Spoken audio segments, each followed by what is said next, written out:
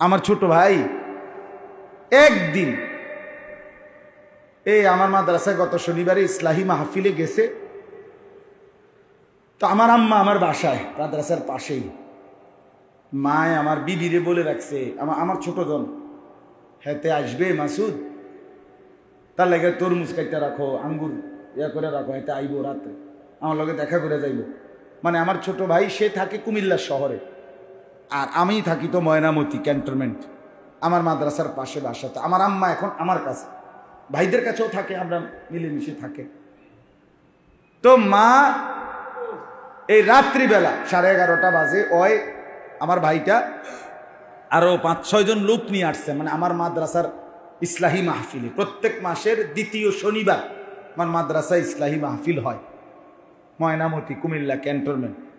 আমার শায়েখের মাদ্রাসা হলো শেষ শনিবার, আল্লামা মুফতি মুশতাকুন নবী কাসেমি হজরতের মাদ্রাসা।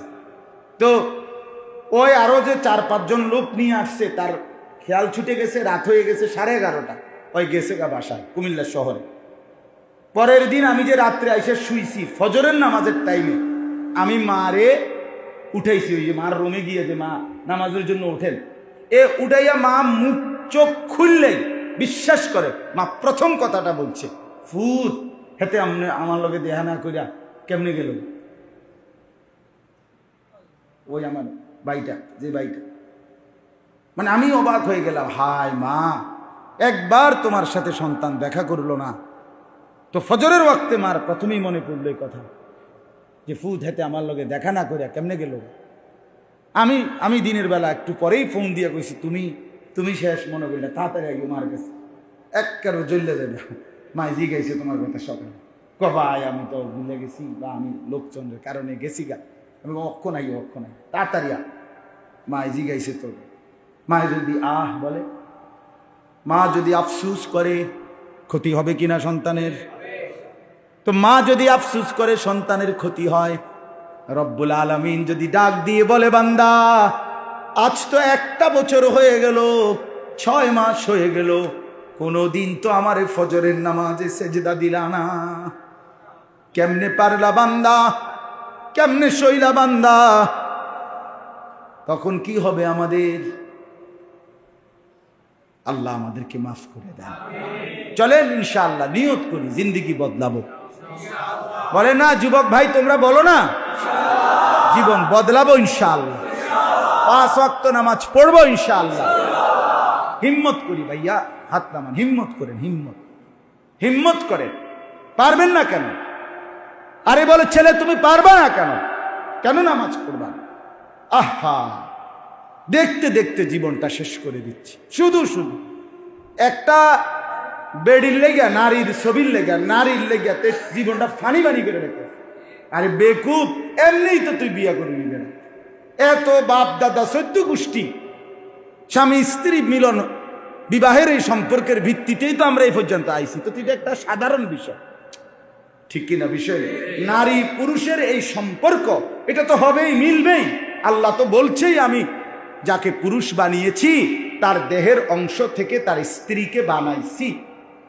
অমিন আয়াতিহি আন খালাকা লাকুম মিন আনফুসিকুম আজওয়াজা, আমি তো বানাইছি। এটা একটা সাধারণ কথা। তুমি কেন পাগল হয়ে গেল, এরকম কুত্তার মতো হয়ে গেল কাজে সারাদিন বেডি চাইতে?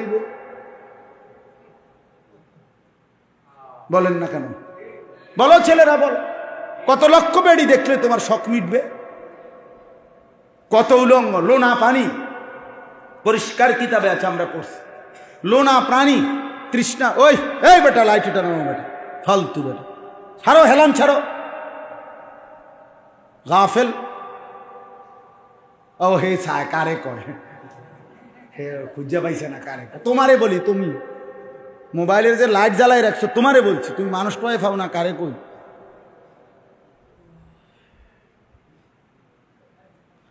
হ্যাঁ, আমি শক্ত মানুষ বাপ, ফেরাইতে হবে। ছাড় দেওয়ার কোনো সুযোগ নেই। কে ফিরাবে আমার সন্তানদেরকে? মুসলমানের এই ছেলেদেরকে ফেরাবে কে? বলেন মিয়া, আমরা ফিরাইতে হবে, আমরাই চেষ্টা করতে হবে। হাল ছেড়ে দিলে আগামী দিনে ইসলামের জন্য লড়বে কে? মাহাদির পক্ষে লড়বে কে? দাজ্জালের বিরুদ্ধে লড়বে কে? শুধু ফিলিস্তিন নির্যাতিত, দেখতে দেখতে সারা পৃথিবীর মুসলমান খুব অল্প সময়ই নির্যাতিত হবে বন্ধু। ফিলিস্তিনের মানুষ শুধু অপরাধী, ফিলিস্তিনের মুসলমান শুধু অপরাধী, আর আমরা সব জুনায়েদ বাগদাদি না, আমগো সব মহিলারা রাবেয়া বসরি। তাইলে ঘটনাটা কি? ছেলেরা এভাবে জিন্দিগি চলবে না বন্ধু।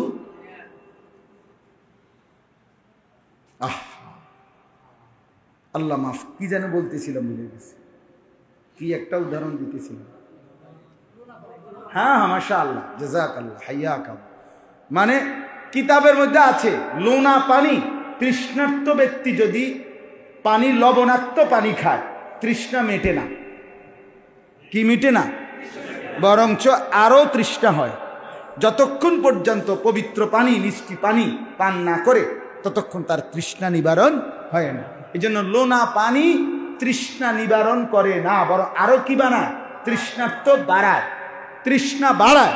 এই জন্য হারাম নারী, নাজায়েজ নারী, এই জন্য অবৈধ নারী, বিবাহ বহির্ভূত নারী আল্লাহর কসম তৃপ্তি আনে না, বরং তোমার ভিতরে অতৃপ্তি, নেশা আরো বাড়াবে। তোমারে একদিন নষ্ট করতে করতে জীবন, যৌবন, শরীর, স্বাস্থ্য শেষ কইরা দজবঙ্গ একটা হার্বাল কোম্পানির কাস্টমার বানাইয়া ছেড়ে দিবে। হার্বাল, হার্বাল, হার্বালের শেষে পাবে এই লাল পোস্টারওয়ালা হার্বাল। হ্যাঁ, জেন দিয়া লাগায়, হ্যাঁ 30টা লাগায়, 30টা এর সবটি লাল কালার, মানে রেড অ্যালার্ট, বিপদ সংকেত। যারা ফচ্চা গেছো আসো, আবার ঠিক করে দিব, আবার যাইবা। হ্যাঁ হ্যাঁ, আবার আবার গুনাহ করবা, আবার নাফরমানি করবা। নাউযুবিল্লাহ,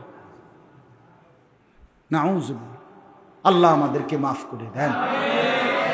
এই জন্য মাওলানা আপনিও ফিকির করেন, 2 মাস পরে হোক, 3 মাস পরে হোক, সবাই আমরা আসতেই হবে সবসময় এমন কোন, আপনি বলেন, আপনারাই বলেন, ইমাম সাহেবরা আপনারা যার যার মসজিদে জুমার নামাজের বয়ান আরো প্রাণবন্ত বানান, আর একটু সময় বাড়ান, আর একটু ফিকির নিয়ে বলেন, উম্মতকে বুঝাইতে চেষ্টা করেন, আরেকটু সময় দেন। আসরের নামাজের পরে আপনি 2টা কথা বলেন, ফজরের নামাজের পরে আপনি 2টা কথা বলেন। বিভিন্ন ফাঁকে ফাঁকে চেষ্টা করে বলে আমি কইলে হুজুর লোক হইতো না, না লোক দিয়ে আপনি করবেন, আপনি 3 জনকে বলেন, আপনি 2 জনকেই বলেন না। 2 আল্লাহর বান্দা যদি বদলে যায় তাইলে এই 2 জনের বরকতে আরো বহু মানুষ বদলাবে। আমি তো এই সেদিনও বয়ান করছি এক জায়গায়, সকালবেলা হাজিদের প্রশিক্ষণের উপরে মধ্যে, সকাল 8:30 থেকে 10টায়, গত সপ্তাহে একেবারে 1.5 ঘন্টা বয়ান করছি। গুনা 7 জন মানুষ,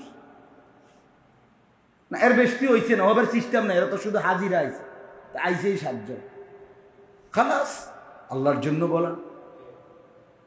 কিছুদিন আগে একবার এক মাহফিল, ও বেচারা কোনো ডেট পায় না, তা আমি বলছি আসরের আগে বয়ান করি।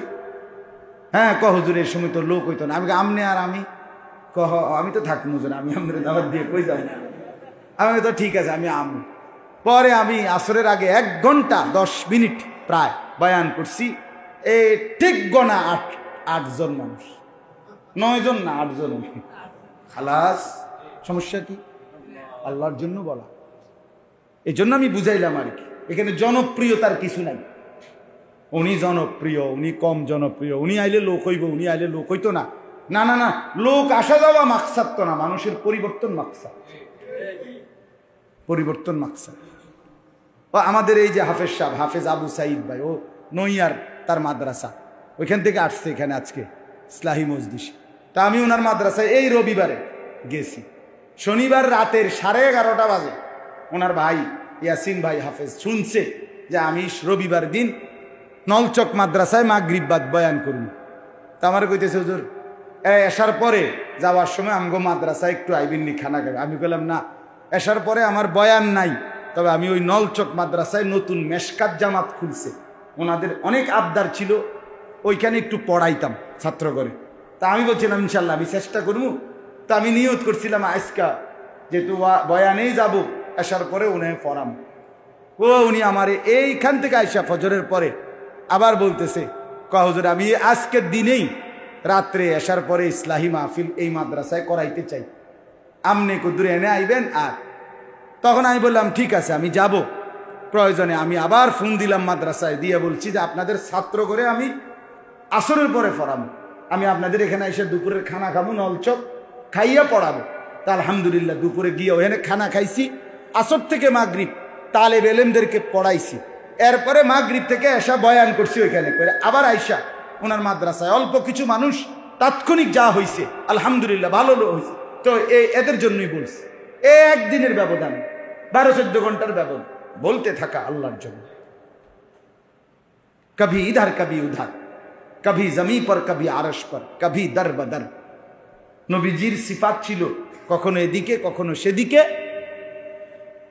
কখনো নিচে কখনো উপরে, কখনো দুয়ারে দুয়ারে তিনি কালেমার ফেরি করতেন, আল্লাহর কথা বলতেন। তাইলে এই জন্য আজকে বাস্তবিক অর্থে আমি নির্ধারিত আয়াত পড়ছিলাম, উদ্দেশ্যও ছিল, কিন্তু ওই যে মাওলানা যখন দাঁড়াইয়া বলছে তার বাবার কথা, তার নিজের আবেগের কথা, এই কারণে আমার আসলে পুরা মেজাজ, মানে যেটা বলতে চাইছিলাম হজ্জের কথা, কোরবানির কথা, মূলত হজ এবং কোরবানির উপরে বলমু ভাবছিলাম, মানসিক প্রস্তুতি ছিল, কিন্তু উল্টায় গেছে। এই ওনার কথার কারণে উল্টায় গেছে, যে ওনার দোষ। যা এতেকাফের সাথী হিসাবে কিছু কইলাম না।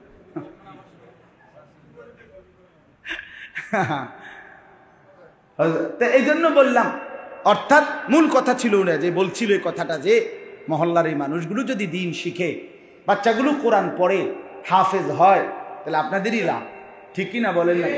তো ও কথাটার কারণে আমি এগুলো বলছি, আসলে তো বাস্তব।